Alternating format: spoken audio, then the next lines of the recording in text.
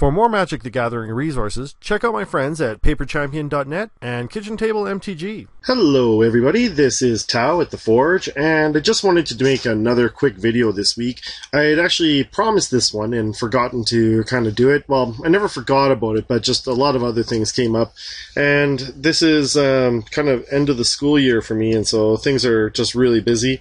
Nonetheless, I wanted to go over some of the recent changes I'd made to the Peasant Cube. Especially in light of Amonkhet, but there's been also a few other ones that I wanted to just go over.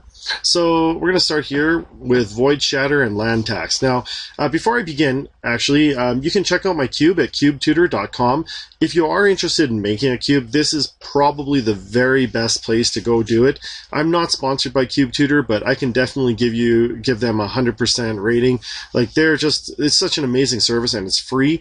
Yeah, it's just really, really good. So, if you're interested in building cubes or looking at cubes, or even potentially drafting cubes, then, definitely look into this one. Like, just to give you a quick overview, like, if you haven't seen it, you can check out, this is the blog I have that goes along with this cube. You can check my other cube, my tribal cube, if you like as well. You can go and view the lists. Okay, so let's see here. You can see the list of cards I have. You can view the curve for each color. Right, so you can see like how they curve out, okay, and so on and so forth. You can even playtest. So if I simulate a draft, okay, you can see simulate, and I don't know, whatever. Like, let's say I wanted Squirrel Nest.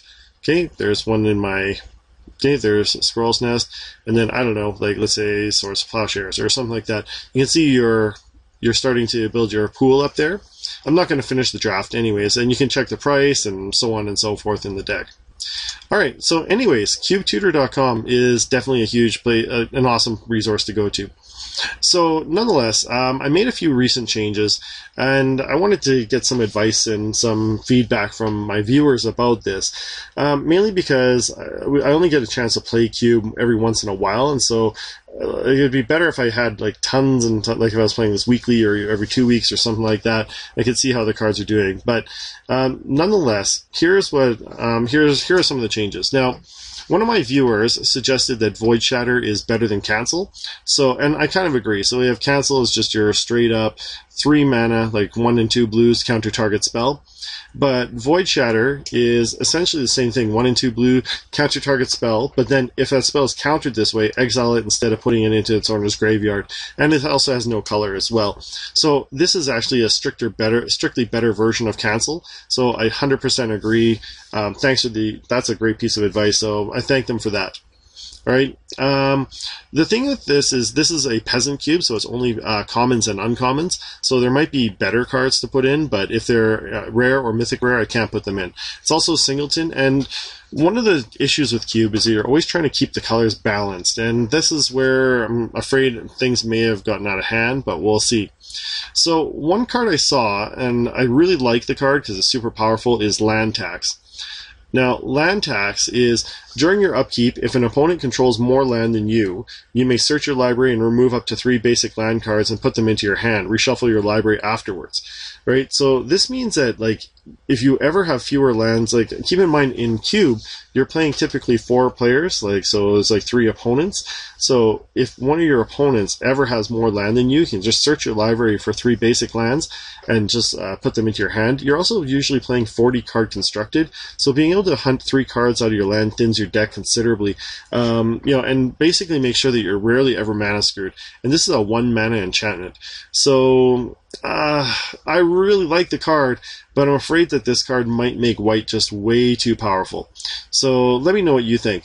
In order to take it out, though, I thought I had to take out something pretty good as well. So I took out Feud Killer's Verdict. Now, Feud Killer's Verdict is 6 mana, so it's on the other end of the curve, but you gain 10 life. Then if you have more life than an opponent, put a 5/5 white giant warrior creature token onto the battlefield. So this is kind of a later game card, but being able to pick up 10 life and then get a white giant warrior is pretty good. And especially late game, if you gain 10 life, you're probably going to have more life than at least one of your opponents. I actually wonder, if someone dies, like so someone gets knocked out of the game, does that count as you having more life than them? Because technically they would have 0 life, or are they just considered to be out of the game? Anyways, I'll maybe look into that and just see what happens there. Okay, so those are some of the cards. Now, I also made a few other changes here. Loxodon Warhammer is typically considered to be a rare because it was rare shifted up, but it wasn't uncommon at first when it came out in Mirrodin block. So I put it in, but I'm afraid that Loxodon Warhammer is just maybe too powerful. A +3/+0 trample and basically essentially lifelink, but it's not lifelink, so it stacks onto lifelink as well. Might be too powerful. So instead I went and got Haunted Cloak. Now Haunted Cloak gives you Vigilance, Trample, and Haste. And it's still 3 mana cost, so that's pretty good. Equip 1, so equip is cheaper.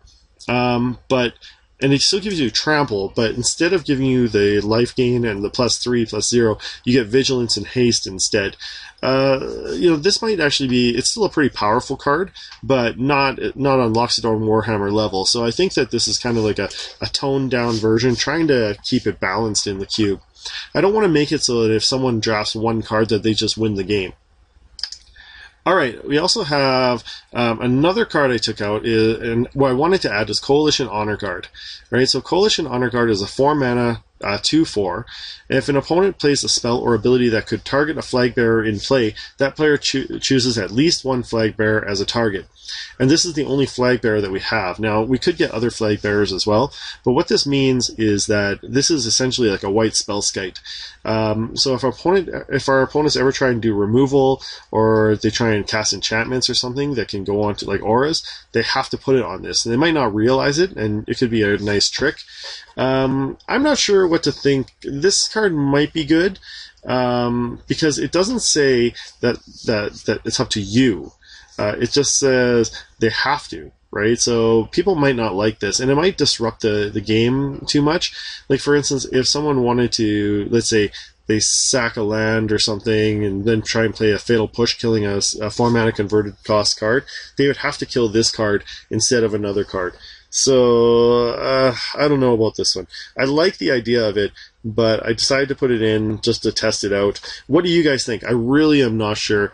Instead of that, I took out Heliod's Emissary, another 4 mana card, with Bestow 7.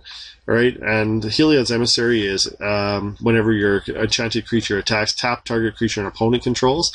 I thought that was pretty good, and the enchanted creature gets +3/+3. So, as an enchantment, it's pretty good. Even just as a creature, being able to tap down your opponent's creatures is, also pretty good too. So let me know what you think. Like, which one do you think is better? Would you rather have Heliod's Emissary, Coalition Honor Guard, or something else? All right, so moving on. I really liked Isochron Scepter. Isochron Scepter is, again, super powerful because it allows people to go in and basically recast a card over and over again. And that could be actually, it could be game-changing. Again, I'm afraid it might be too powerful. I decided to take something else out, so I decided to take out Sky Skiff, which is just a 2/3 flyer with crew 1. It could be, Sky Skiff is okay, it's not super powerful. Isochron Scepter is definitely way more powerful than Sky Skiff. I would take an Isochron Scepter over Sky Skiff any day. The only difference is that in this deck, there's not a lot of enchantment, there's not a lot of instants and sorceries. Let's go take a look. So, and because Isochron Scepter is colorless, it can go in any color too. So let's go view the list. Okay, let's take a look at instants and sorceries. So you can do a 2 mana one, right? So here's the thing. So you could Path to Exile, Swords of Plowshares, Raise the Alarm. You could not do Midnight Haunting, but you could Raise the Alarm and repeatedly put out 2 soldier tokens with it. I believe it has to be an instant for Isochron Scepter. It cannot be let's just check here. It cannot be a sorcery. Exile instant card. Yeah, it has to be an instant with cost 2 mana or less, right? But still, being able to get like repeated Path to Exile or repeated Raise the Alarm is pretty good. Let's see. We also have, you could Arcane Denial, Counterspell, Mana Leak, Negate, the Revolutionary Rebuff, Think Twice. So like that's again super powerful. On the other hand, you could do Fatal Push, Doomblade, Dismember, Tragic Slip. That would be it. So you could actually like cast like so many of these things with Isochron Scepter over and over again. The good thing is that in this cube, there's a lot of artifact destruction, especially in red. So if you got like Ancient Grudge, and there's also Shatter and stuff like that. So there are ways to get rid of it. There's also like Oblivion Ring and Ghostly, not Banishing Light and stuff like that. So there are ways to get rid of the Ice Conceptor. So it's not just sitting there necessarily always there. Okay, in green, we would be able to put Nature's Claim, so destroy target artifact or enchantment. Naturalize, again, destroy target artifact or enchantment. You could not do Invigorate. So green would have a lot less. And then it depends what else there would be, right? So I believe that there's actually Break and Enter as well. No, Break and Enter is not here. Sorry, that's in my other cube.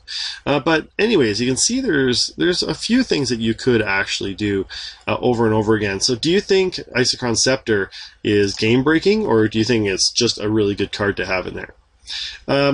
Okay, lastly, we have the Amonkhet cards. And I've got a few things I want to discuss with the Amonkhet cards. One, I was looking at it, and you got Sewer Shambler, which was in the cube. The cube has a strong theme of +1/+1 counters, and also token generation. Has some lifelink themes and things like that as well. Right, so we got, for 2 mana and a black, so 3 mana total, you get a 2/1 with Swamp Walk. That's not that great, but Scavenge 3. So once it's in the graveyard, you can put 2 +1/+1 counters on another creature. So that actually could work out really well. But I thought, actually, for the same cost, or for a similar cost, you can, which I'd rather have Bone Picker. Now, Bone Picker is a new Amonkhet card. Costs 3 less to cast if a creature died this turn. Now, that happens quite a bit, especially in multiplayer, where a creature could die. And then you could basically get a 3/2 flying Death Touch for 1. It's situational, but still, I don't think that, people really are ever going to complain about getting a 3/2 flying Death Touch. So I think if I had to choose one or the other, I would rather get the Bone Picker. The other one I took out was Curious Homunculus. Now, the reason why, is because I wanted Vizier of Tumbling Sands. Now, Vizier of Tumbling Sands is used in that cycling deck, that was that Second Sons or New Perspectives deck. But basically what it is I like it because you can untap another target permanent. We don't really have anything else in the deck that cycles. Well, there might be like a few things here or there, but cycling is not a common theme in the cube. But basically, being able to untap another target permanent at will allows you it gives you negotiating power around the table. So, for instance, someone might attack and get into trouble, and you could barter with them and say, hey, if I untap your creature for you, what will you do for me? And, basically you can help to have some politics around the table. That's why I like it, and it's still a 1 mana or 3 mana 1/3, so it's a decent blocker. It's not the kind of thing that's going to be, people target you and say like, oh, I got to kill that right away. So it's likely just to sit on the board for a while, anyways. I like the card. So what I needed something to take out, and so what I did is I took out Curious Homunculus. Now, Curious Homunculus, the reason why I took it out is because we just don't have very many instants and sorceries, so activating its prowess is not really that good. Getting instants and sorcery spells that cost 1 less, and also getting 3 or more instants or sorceries in your graveyard might be difficult. So I thought, with the nature of the cube playing, relatively, few instants or sorceries proportionally to creatures, there's way more creatures than there are instants and sorceries. So I thought this one might come out, even though I think it's still a good card. Anyways, that's the 2 Amonkhet cards that I decided to put in. Now, one of the sets I wanted to put in was the entire Cartusian Trial cycles. Now, originally I collected all those cards, and you can see also in my unboxing videos, I talk about adding them in. But when I went to actually add them in, it was really tough to decide what to trade for. Right, so if you see, we have each color has essentially 40 to 41 cards. Now, don't keep in mind also, like for instance, like green says that there's 39, but there's actually other cards here that are just like pretty much just for green. So like where is it? Like Slab Hammer, or there's one in here anyways, where basically it has a green activated ability like Narnam Cobra. Right, so Narnam Cobra is colorless, but its activated ability is only green, so I count that as a green card. So there are actually 41 cards, or 40 cards in every 40 or 41 cards in every color. Like for instance, in white, just to show you guys, I also have, where is it here? Lingering Souls. Okay, so Lingering Souls has flashback with black, so I don't count that as a white card. I count that as an Orzhov card. Right, so you can see here I've got 10 Azorius, and you'll see I'll have fewer Orzhov, only 9 Orzhov, because that Lingering Souls is considered to be an Orzhov card. Anyway, so I've got 40 cards of every one. What would I take out for those? I need to take out 2 of each. So, you know, like I was looking at white. To get a Cartouche and Trial, I'd have to remove 2 things, probably creatures, because I already don't have very many enchantment, sorceries, and instants. So what creatures would I take out? I guess I could do Coalition Honor Guard, since I wasn't sure about that in the first place, but then I'd have to remove something else. What do you guys think? Like, if I'd invite you guys, I'll put a link in the description to the cube. You know, take a look around and let me know what you think. I'd also like to, you know, like I need to know, like, basically which 2 cards from each color I would take out in order to put the Cartouche and Trial cycles in. Is it worth it to put them in? Like, you know, I just like the idea of being able to get a Cartouche down and then, like, you know, play a trial, return it, and so on and so forth. You know, and basically get to recur an enchantment. I think that's a neat plan, especially if you take 2 colors. You could possibly get like 2 different ones going. If you splash a 3rd color, you could get multiple ones going. It's only worth it though, really, if you're playing the entire cycle. So if you're playing all the cards in it, you know, otherwise it's not really worth in putting there. Just like the retreat. So I've got like retreat to Emeria, Coral Helm, Hagra, Valakut, and so on and so forth. Oh, that's weird. Oh yeah, retreat to Kanzadu. I thought I didn't have it there, but okay. Anyways, so what do you think? Should I put the Cartouche and Trial cycles in, or should I just leave it? You know, and then if you say yes, then what cards should I take out? The other question I'd like to ask is, take a look, maybe draft the cube, and see, is there a color here that's particularly weak compared to other colors? I don't want to say, I think that there is a color that's weaker than the rest. I don't want to say which one it is in case it colors what you guys are going to see. You know, you guys might say, oh, if he said that, I'm going to pay special attention to it. So I think there's a color here that's weaker than the rest. But let me know what you think. You know, I just want to make this cube better so that, you know, we can have a lot more fun playing this cube. Anyways, that's it for now. Thanks for all your help, and thanks for all your support lately. I really do appreciate it. Please leave your comments in the comment section. If you do like the cube, then give me a thumbs up. Thanks for watching, and I'll see you next time.